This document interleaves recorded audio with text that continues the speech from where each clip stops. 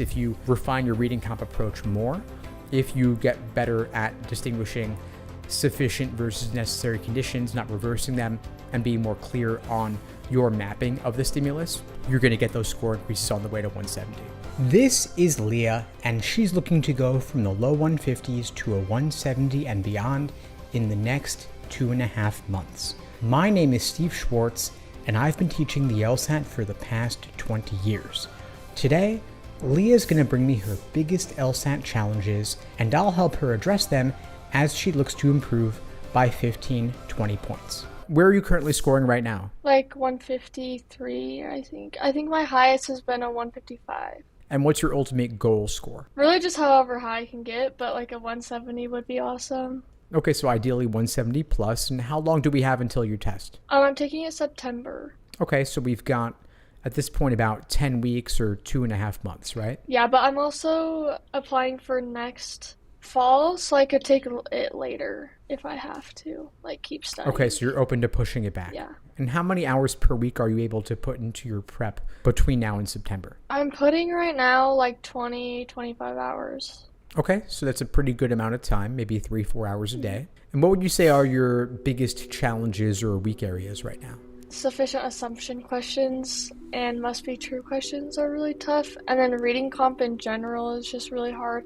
I've always had like a rough time with reading. Like I've been in like reading classes and stuff like that. So yeah, I think it's mostly just like knowing what to do, but that plan has helped me a lot. So with the personalized study plan? You mentioned reading comp along with sufficient assumption and must be true. I'd say reading comp is going to be the highest leverage because it's a whole third of the test. Yeah. We want to make sure that you have a solid approach there that you feel confident in. What would you say is your current approach to reading comp? Right now, I'm trying to just read the stimulus and then try to put in my own words, like every sentence. And that's been helping, but I struggle a lot with putting it into my own words. And then also with that, I never can finish the last passage. I always run out of time. Okay, so when you say putting in your own words, you mean like paraphrasing the passage sentence by sentence? Yeah. Okay. Or if it's like an easier passage, I do just by paragraph. And are you doing that under timed conditions as well? I try not to, but then if I don't, I usually just get confused on what it's saying. I will sometimes recommend rewriting or paraphrasing the entire passage in simpler language as an exercise, but that can become challenging under timed conditions just due to the time constraint. And so I might recommend saving that for more of your untimed review after the fact, but then during your practice tests or timed sections, you might try to reserve that only for the central or main idea. So if there's one key sentence where the author expresses their opinion, I would definitely want to get that down and be airtight, be solid on the meaning of that particular part. But for the details, the supporting examples, you may not need all of that. Okay, so just for the actual test, like under timed, just mainly focus on the main stuff, not just every sentence. Exactly. So if you want to leave the passage with one thing, you'd want that one thing to be the main point, the main idea, the central purpose of the passage. When you see the author expressing anything like that, anything global in nature, big picture, you want to slow down and absorb that thoroughly. But then anything that is supportive in nature or lists of examples and evidence, I would speed up there. Note where it appears so that you can go back and find it when you need to, but you don't need that on your initial read. Okay. And that could risk you getting bogged down. Okay, so is like going back to the passage not like a bad thing? Because I read like you should like read it and then not have to go back and look and search because that takes time. So to spend more time on the passage than the questions? Good question. So the answer is whatever works for you. Okay. So you have 10 weeks. You can experiment with that, but personally, I would find it difficult to read 450 words on a difficult, unfamiliar topic and not go back to it for anything. Yeah. Ideally, you don't want to have to go back to the passage for those general, global, big picture questions like what's the main idea, what's the primary purpose, what's the author's opinion, what's the tone. Like those are your orientation type questions. I would knock those out without going back. But then for the detail questions or the more inferential questions that require a bit more reading between the lines, those I would go back for. Okay, that makes sense. The key to make that process happen quickly, though, is to note where the evidence appears so that you know exactly which part of the passage to go back to. Okay, so if it makes like a claim, you just want to know where that evidence is. You don't really have to know what it is yet until you get to the questions, and you can go back. Yeah, just because it's too many details on unfamiliar topics. Yeah. And so rather than trying to hold all of that in your head simultaneously, when the LSAT is deliberately designed to push past the limits of your typical working memory, I would say just note where the evidence is and then go directly to that part of the passage. Okay, that makes sense. And you can jot down, after you read the passage, a couple of key words that crystallize the main idea, that crystallize the author's opinion, so that you can go into the global questions with that in mind. A lot of people go into reading comp thinking they need to remember everything, every example, every name, every little transition word. And honestly, that's what keeps them stuck. What we talked about here is the shift from trying to memorize to trying to map. Instead of getting bogged down in every sentence, you want to read with intention. Your job is not to remember the entire passage, it's to walk away with a clear understanding of the main idea and a rough idea of where the different viewpoints and evidence live. And when you approach it this way, something really powerful happens. You stop feeling overwhelmed. You realize that going back to the passage isn't failure, it's strategy. And if you know where to look, you can find the detail you need without wasting precious seconds scanning. Now, what is your note-taking or highlighting approach like if you have one? I usually just highlight like transition words. So if it's like however or therefore, I highlight those so that when I do go back, I know where it was in the passage. And then like people, if it is like, oh, so-and-so says this, then I highlight that person. Mostly just like main things that will tell me where to go when I go back to look. Okay, and how's that working for you? I think it helps me more because I agree, like, I can't remember 450 words in the passage without going back. And so I think it helps me go back and not take as much time because I know exactly where it is. And then also I think when I read, it helps me like really focus because I'm like actively highlighting and not just reading and then just like throwing it away, you know? I'm glad that's working. Play with it. You don't need to be fixed on that exact method if you feel that it's not serving you, okay. Right? So definitely people are important to highlight because they are the advocates of different positions or different viewpoints. Transitional words like however or therefore may not be as impactful. Okay. Of course, however signals change in direction, therefore signals conclusion, but the LSAT reading comp section, I think, goes beyond keyword indicator words. Yeah. So you may find that limiting or distracting. Okay. One of the more subtle but important things that came up was how we highlight or take notes during reading comp. Most people default to highlighting words like however or therefore. And yes, those are transitions. But the LSAT doesn't reward you for catching transition words. It rewards you for tracking arguments. That means knowing who said what and how their views compare. So rather than marking every contrast word, focus on the structure. Highlight names, key positions, and anything that feels like a turning point in the argument. That's what'll actually help you when you go back to answer the questions. And it'll train you to spot what really matters, not just what feels safe to underline. If you're just getting started with your LSAT prep or you're looking for a quick refresher, you can grab your free Easy LSAT cheat sheet linked below this video. It's jam-packed full of concrete, actionable tactics you can take and apply to your LSAT prep right away for a quick score boost, and it's 100% free, so you can grab your copy below. And now, back to the show. So let's shift gears a bit and talk about logical reasoning. So you mentioned sufficient assumption and must be true, right? Yes. Yeah, it's mostly like conditionals, but my last one-on-one tutoring, we went over those more in depth, which was helpful. So I've just been like doing drilling questions with sufficient assumptions. I think it's getting better, but I think my biggest mistake in the past with studying is I never like learned about what the question types were asking, and so that's been really helpful because Like, something that really helped me with resolve the paradox was knowing that both the facts from the stimulus have to be in the answer choice. That was really helpful. And so, like, there's just, like, little things in each question type that has helped me. Okay, so you're saying that you feel like you're on the right track, and as a result of your one-on-one sessions, getting more clear on what the question types are asking for. Mm-hmm. Okay, so let's talk about it a bit. What's your understanding at the moment of sufficient assumption, like what it's asking for? I think it's just asking for that missing premise to get to the conclusion. Yeah, that's fair to say. So it's a missing premise that will guarantee the conclusion if it's true, right? So when you combine the missing premise with the evidence, the two of them together are then sufficient to guarantee the conclusion all the way, making the argument work. I just always confuse, like, sufficiency and necessity. Yeah, so sufficiency is enough, and then necessity is required. So sufficient to the left of the arrow, necessary to the right of the arrow in terms of conditions. But then when it comes to assumptions, a sufficient assumption, if true, is enough to guarantee the argument. It could be more strong than is required, like having $100 is enough to buy a $1 item. You don't need to have $100 to buy a $1 item, but if you did, that would be more than enough and would certainly be enough. Yeah. Then in contrast, if you wanted to buy a $1 item, having a penny or the value of a penny is necessary, but would not be enough.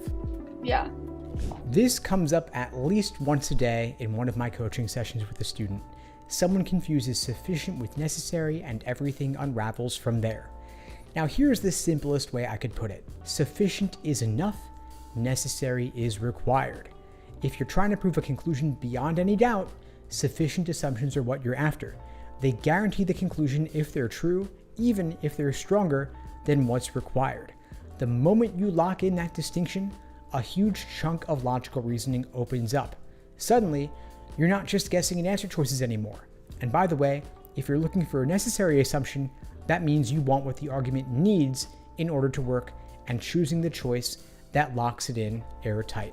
Yeah, I mean, that makes sense to me. It's just when you get to things you can't, like, logically think about in that way, because let's say, like, I just don't know what the topic is, so I can't, like, logically think about it like that. Then it gets tough because you just have to use, like, the mapping and stuff. Yeah, well, of course, our job is to logically think about it, yeah. Right? But when it comes to conditions, sufficient assumption questions, you can, in some cases, diagram them. Diagramming might be useful in some cases, is what I'm saying here. And so if you see a stimulus or an argument that contains multiple conditional statements, it is possible that if you diagram the stimulus, the correct answer in the form of a new conditional statement, when combined with the existing evidence conditional, could then form a longer chain that guarantees the conclusion. So it almost becomes like a math problem. Which I didn't know I was getting into math. Just kidding. Right. I mean, it happens sometimes. It's not always the answer, but sometimes that is the path forward. In other cases, it could be that the correct answer to a sufficient assumption question is simply a broader version of the argument itself. So if we had, for example, Leah got a 180, therefore she's going to get into Harvard Law. If we said as a broader version of that, anyone who gets a 180 will get into Harvard Law, that would certainly guarantee the particular example of Leah, right? Yeah. But is that, like, correct? Because, well, I guess it just doesn't work the other way around. No, we're not going the other way here. The stimulus is the example of the particular individual. And we're looking to guarantee that example. And if we learned as new information in the form of a sufficient assumption, like a broader principle, that anyone who gets a 180 will get into Harvard Law, that new information in the form of a principle would then guarantee any particular example. The examples would fall within the umbrella. It might seem weird because it's so simple, but that is the case for a lot of these. So that would be one of the answer choices? Yeah. Would be the broader the broader principle, okay. Yes. That's why being really clear on the question type, as you said earlier, is so important, because then the right answer won't seem weird. Even if the right answer seems too easy or too obvious, and like you're like, they'd never make it that straightforward. They can, and they do all the time. And because smart people overthink things, they get them wrong when they shouldn't. Because some questions are, like, not like that at all, and then some questions are totally just so, like, this of course is right. I'm like, this is too easy, and then I second guess. sometimes it's correct. Right. Well, I mean, our goal is to get you to the point where everything seems that easy, Yeah. but you don't second guess because it just becomes rote. It becomes automatic. We touched on a really common mental block. Thinking an answer is too obvious to be correct.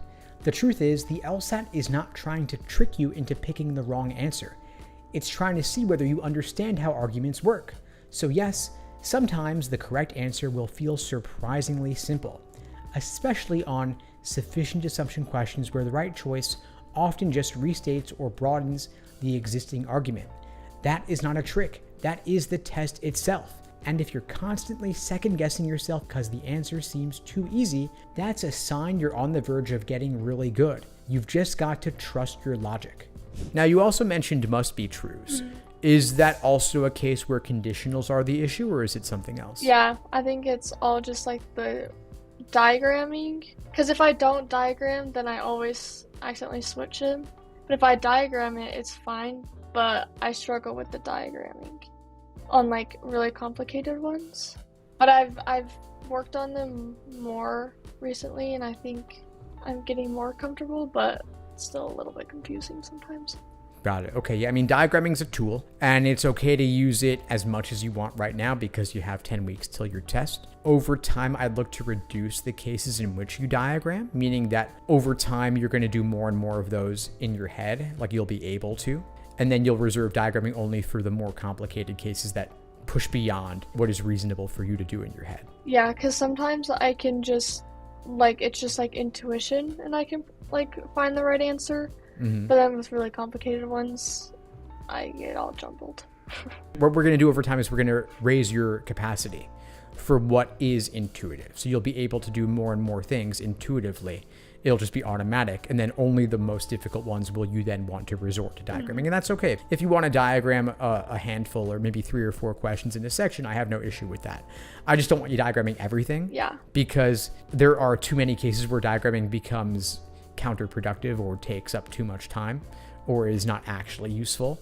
But you mentioned 2 of the only types where diagramming is useful: sufficient assumption and must be true, where diagramming is okay to use sometimes. Diagramming is like a wrench.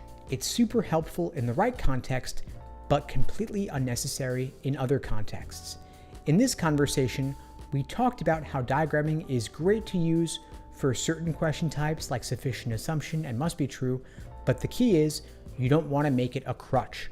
Right now, if you're 10 weeks out, diagramming can be a great tool to slow down and see the logical structure of an argument. But your end goal should be to reduce your reliance on diagramming over time. You want to eventually internalize those conditionals so well that you could do most of it in your head. Save the diagramming for the super complex arguments, and that's how you build speed and accuracy over time. Hey, real quick guys, a lot of you have been asking me how you can be featured in one of these LSAT study breakdowns and to get feedback on your approach. The only way is to join one of my LSAT coaching programs. You could check out the links below to find out more and to book a call with me and my team. We'd be glad to help you out. And now, back to the show. Would you recommend, like, even when I'm drilling, to time the sections? Because I think timing is something that I struggle with a lot also, because it, like, stresses me out. Even if it's just, like, there, it just makes me anxious. And then I, like, read it really quickly, and then I skip through things. So would you recommend that even when I'm just practicing, to just keep timing myself? Or should I just practice until I get the stuff down and then time it? Well, timing is important, but it only makes sense to time in certain contexts. So doing timed full sections is definitely a good thing to do. As a general benchmark for anyone like yourself who's aiming for 170 plus, I would aim to do the first 10 questions of logical reasoning in roughly 10 minutes because we know those are the easier ones. Yeah. But I wouldn't time a drill set of, say, 20 must be trues or 20 sufficient assumptions because those are a jumbled grab bag of questions. Yeah. And the difficulty of those could vary, and so we can't say how long that set should take. Okay. Yeah, because it's harder as it goes on, right? Exactly. So the pacing drill of first 10 in 10 minutes, it works because we know the first 10 are the easiest. Mm-hmm. And so to do those on average a minute per is fine. And then we're building up a time bank to apply to the tougher questions later in the section. Okay. Timing is stressful. And for some students, it becomes the main problem rather than the content of the questions themselves. What we talked about here is really useful. There's a time and place for timing. If you're doing a full logical reasoning section, yes, track your pace. Try that first 10 questions in 10 minutes rule to bank time for the harder ones later. But if you're drilling a mixed set of 20 sufficient assumption questions, don't time that. The difficulty levels are going to be all over the place. You're better off mastering the skill first, then applying it under pressure. Cramming timing into everything just creates anxiety without giving you useful feedback. Would you recommend that I do the higher numbered prep tests? Because there's not like that many, and I've been doing a lot of drills, so I feel like it's been getting rid of a lot of prep tests. So what would you recommend with that? Like, should I just keep like some open, like untouched? Yeah, so I would recommend saving a handful of the most recent ones to do as full-length exams in the lead up to test day. Okay. So if you have 10 weeks till your exam, say you might want to save the exams in the 150s, or maybe a mix of the 140s and 150s if necessary, so that you're doing one of those a week over the next 10 weeks. Okay. And I'm saying 140s and 150s because those are the newest. And then the older ones, anything prior to the 140s, you could do as individual sections or drill sets, what have you. Any of that's totally fine. Okay. Yeah, because I'm worried that I'll run out of tests. Yeah, I mean, well, there's almost 60 of them as full exams. And so you just want to make sure that you maintain a 10 or 12 or so untouched so that you can use those to measure yourself. How do I figure out because if I get a question wrong, I go through each question saying the answer that I picked and then why it was wrong, why I thought it was correct, like the Socratic method that you guys showed. But how do I figure out how to fix what I keep doing over and over again? Well, first, I mean, you have your coaching sessions every week, so I would talk about those questions with your coach. Your coach can help you better articulate and extract the takeaway from your analysis of that question. And then I'd be looking, okay, well, where did I go wrong? Which trick or trap did I fall for in this case? Was it a misread of the stimulus? Was it misinterpreting the question type? Was it a particular trap in terms of attempting wrong answer or an unappealing right answer? And so whatever the mistake was, you want to articulate it clearly so that next time you go into a section or a drill set or a full exam, you'll be primed to avoid making the same mistake again. That's also something I didn't do for when I was on the other tutoring website. I never really reviewed what I was doing. Mm-hmm. So yeah, review is key. Yeah. Here's one of the best questions I get from students. How do I stop making the same mistakes over and over again? The answer is deceptively simple. You need to go beyond what you got wrong and figure out why you got it wrong. Was it a misread of the stimulus? A question type confusion? A trap answer that you always fall for? The Socratic review method is designed to surface those exact patterns. But don't stop at the review doc. Take what you learned and talk it out with a coach, with a peer, or even out loud to yourself. The faster you can label the pattern, the faster you can fix it. That's what separates people who plateau from the ones who can break through. So let's recap your game plan then. So we talked about reading comp, sufficient assumption, and must be true, right? So for reading comp, we talked about crystallizing the main idea, being super clear on that. What is the author's opinion? What's the main point? If they could leave you with only one central idea, what would that be? You might want to jot that down in a few keywords on your scratch paper. We talked about maybe not using the highlighting tool because it's a bit glitchy, and feeling free and comfortable to go back to the passage when you need to solve more of the evidence and detail-oriented questions. This could save you some time because you're not getting bogged down and stuck during your initial read, trying to hold all of that in your head. Then we talked about sufficient assumption questions, what they are, the proper perspective, and diagramming on them. Diagramming is okay. It's a tool. You can use it in certain cases. Sufficient assumption and must be true are two of the only types where that might actually be a reasonable approach. And especially for now, because you have 10 weeks, it's okay to diagram. But over time, as test day gets closer, you're going to want to diagram less and less. You still can, but you might only want to reserve it for maybe 3-4 questions. But in the meantime, using diagramming as a tool to better articulate your understanding of the stimulus is a valuable strategy. And I think that if you combine all of these, if you refine your reading comp approach more, if you get better at distinguishing sufficient versus necessary conditions, not reversing them, and being more clear on your mapping of the stimulus, you're going to get those score increases on the way to 170. Awesomely, it was a pleasure. Before we sign off, what would you say is the biggest insight you got from our call today? Being able to go back to the passage is not like that, being not like a detrimental thing was helpful to hear. That'll calm my nerves a little.